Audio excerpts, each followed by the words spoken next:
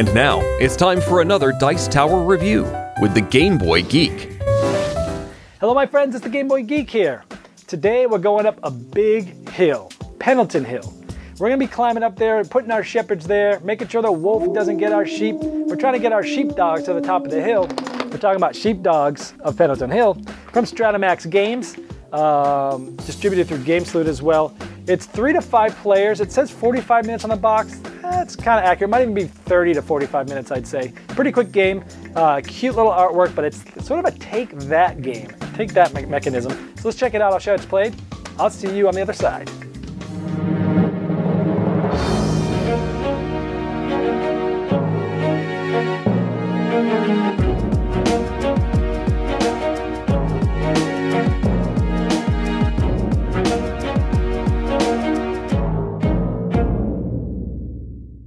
Sheepdogs of Pendleton Hill is getting set up here, and we have a wolf in the middle, the black wolf there, and then we have a shepherd of each color on the top of the hill, which is 7 points, and the 2 hills below that, which is 5 points.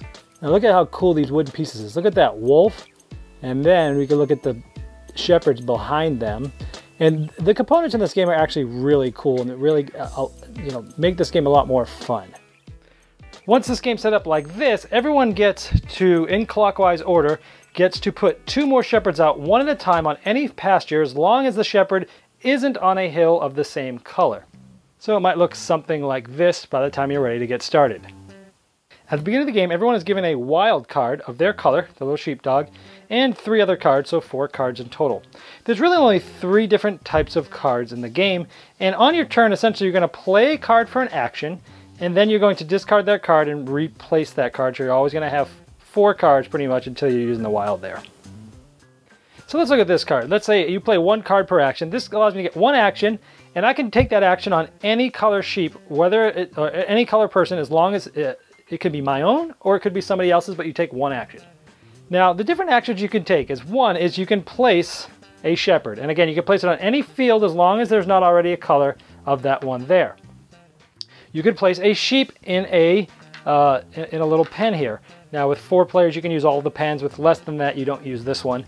And we have, a sheep there. Now there can be a maximum of 5 sheep in any pen, but there has to be at least 4 sheep there before this flock can actually move out to the hill. Notice that the 5th one is always shaved to let you know that you have to have at least 4 before they can move.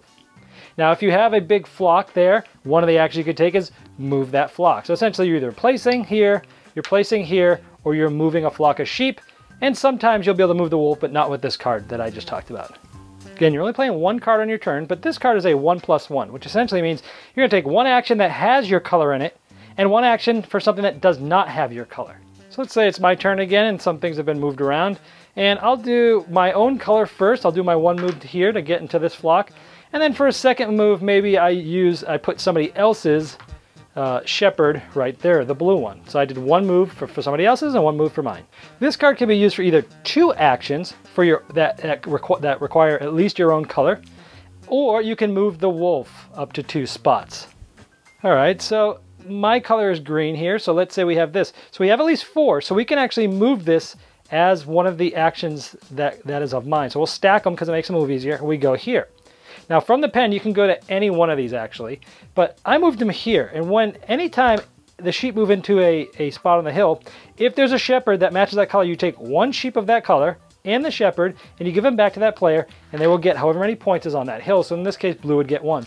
Well, why did I do that? Well, because if blue got up there, their sheep's going to get 3, 5, or 7 points. I might as well get rid of his sheep now for just 1 because it kind of hurts them even though it helps them. So that was 1 move. And my second move would maybe be to move them up here. Oh, cool. Well, yellow would score 3 points here, and my guy green would score 3 points here. So those would come off, and yellow and green would each score 3 points. And those are my 2 actions for me. Now moving back, let's say I didn't move those guys. And let's say we were here. Now one of the options on this card is to move the wolf too. We can move the wolf anywhere, up, down, left, or right. 1, 2. Now, if the wolf comes in contact with a sheep, it must stop there and end its turn, and you get to say which sheep, supposedly by the rules, gets scared and runs away. Of course, we all know that the wolf really eats the sheep, but anyway, so we put it here, and we can say which sheep gets eaten. So we would say yellow, the sheep gets eaten by the wolf. That's what we could have done instead of moving, so it's one or the other. And everyone has this wild card, which essentially allows you to use any one of these 3 cards. So you could basically say, I'm using the wild as a 2, a 1, or a 1+1. And once you use that, that card is gone for the game. It's like a one-time wild action. Now when you're moving the sheep can always go sideways and up, but the sheep can never move down. Also, if you place a shepherd in a place that there's already sheep, they don't match and come off. The shepherd has to be there first. But essentially that's it. You're going to be playing a card, 1 card per turn, doing an action that the card says, then you're going to be replacing it with a card. The game plays until the deck is completely gone and all the cards in everybody's hands are gone, and then whoever has the most points at the end is the winner. Alright, well there's Sheepdogs from Pendleton Hill. So you open this game up, and you see all this nice little kitty looking artwork, and you see all these nice little kitty little sheeps on the cards, and you see all the board looks so nice, and the components are just so cool looking with those wooden things, and you're like, really? We're gonna play this? This looks like a kid's game. And then you get playing with it, and this game is mean and nasty. It's fun. You're constantly trying to get a leg up on your opponents, trying to anticipate where they're gonna go, what they're gonna do, and you're trying to mess them over almost the whole game. You're trying to set yourself up for success and set somebody else for failure. A lot of times you'll end up helping somebody else out, but you'll also be helping yourself out, hopefully even better.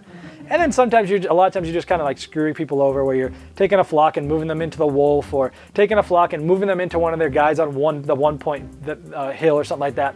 So overall, I mean, it's not one of those games that's going to be up for Game of the Year or anything like that, but you know, the artwork, it's so cool, and it fits the theme, and those wooden pieces are just so nice that the components of this game and the colors and the artwork are going to want you to bring this to the table because it's gorgeous. And then the gameplay, if you like the take that, you know, laughing at your buddies because you just screwed them up, if you like that type of thing, you'll like this. If you don't like direct interaction, you don't like direct conflict, you probably won't like this. I like that, my group likes that, so we liked it quite fine. So if you're looking at a game that looks light, plays quick, and plays like a light game, but actually has a little bit more meat than you think, you're going to want to check out Sheepdogs on Pendleton Hill. Thanks so much for watching the Dice Tower videos. Find more great videos and reviews, as well as our top-rated audio podcast at Dicetower.com. You can also find other great shows at Dicetowernetwork.com. I'm Eric Summerer, and you've been watching The Dice Tower.